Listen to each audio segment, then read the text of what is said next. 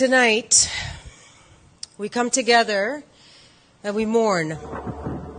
We mourn the babies, the toddlers, the men, women, and children, and the IDF soldiers slaughtered in the worst act of mass murder against our people since the Holocaust.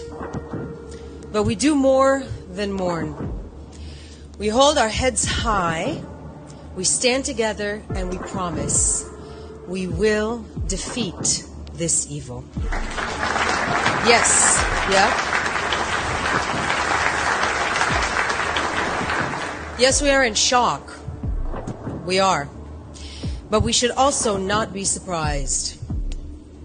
What we have experienced on and since October 7th was sadly predictable.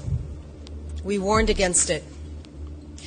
There were two elements coming together in the horrific, perfect storm of October 7th. The first is the danger of radical Islam, or more accurately, the radical Islamic Nazism that is constantly lurking at Israel's border. The second is the grooming, ongoing grooming of Western civilization through universities, the media, and social media, so that when the time came and the Islamic Nazis carried out the act of genocide, many in the West would celebrate it, justify it, and no longer tell the difference between good and evil. We warned you. We warned you of what from the river to the sea Palestine will be free looks like. We warned you of the dangers of that slogan being used for likes and shares and celebrity virtue signaling on TikTok and Instagram.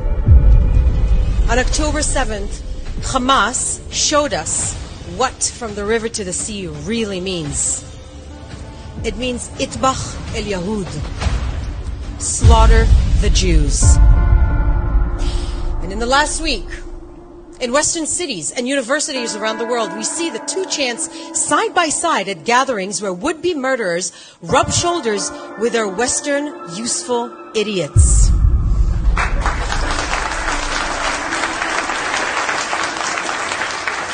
Western progressives have been played. You have been played.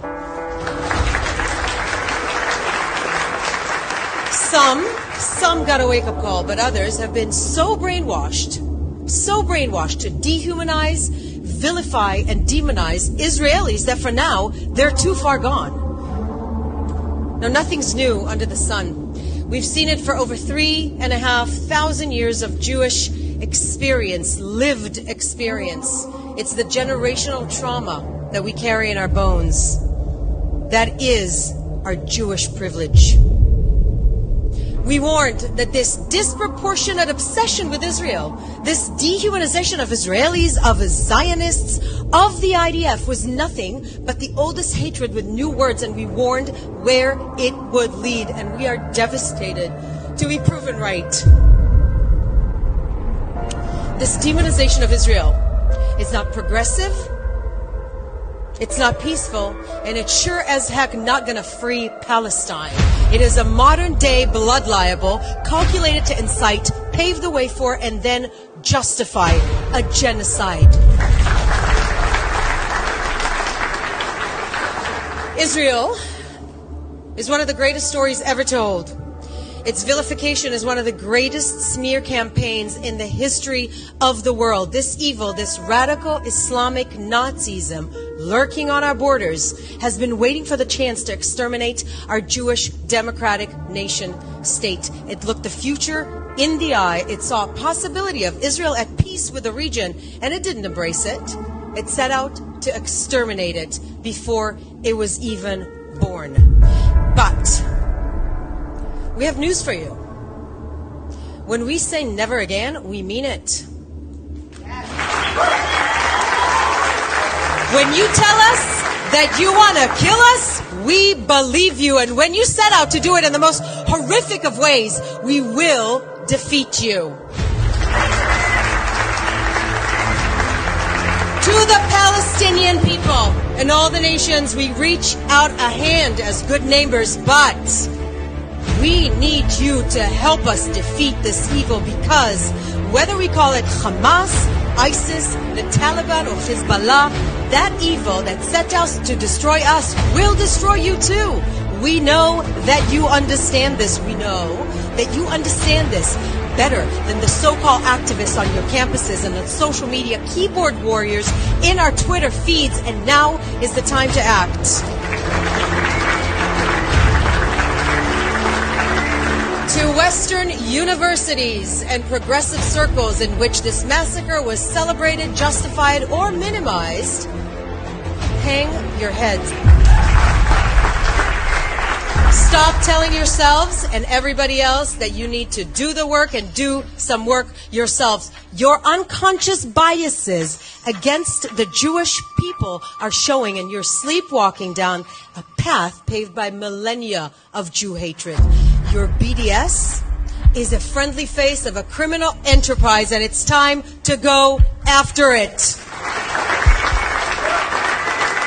It's time that law enforcement realize that your movement is inciting murder. Your so-called anti-Zionism is the same genocidal, racist belief system. Anti-Zionism is anti-Semitism. And when you find yourselves arguing over just how many babies were murdered, beheaded, or burned because these babies were Jewish, just as one person puts it, ask yourselves why your Jewish quarters are empty. What happened in Kibbutz Be'eri and Kibbutz Nir Oz at the Supernova Music Festival was so sadistic, so barbaric and brutal that the word terrorism is too good to describe it. But if you can't even call it that, if you hide behind words like militants, it's complicated, well, but the occupation, resistance, or decolonization, if you can't unequivocally condemn rape, beheading, or torture of innocent and the kidnapping of grandmothers, some Holocaust survivors from their sick beds, then you are witless pawns in a propaganda machine you don't even know you're being played by.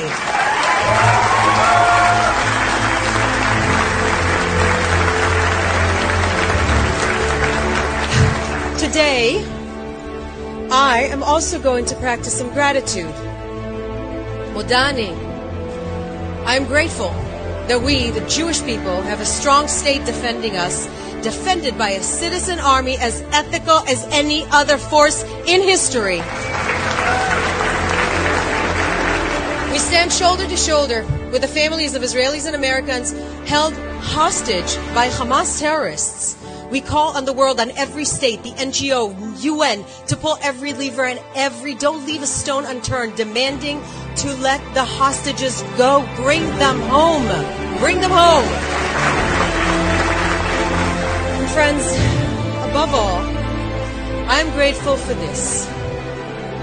In the generations to come, the Jewish people will still live, love, and thrive, and reach our hand to the world. And Hamas will be nothing but a footnote in history, just like the ones who tried to exterminate us before. Am Yisrael Chai, everyone.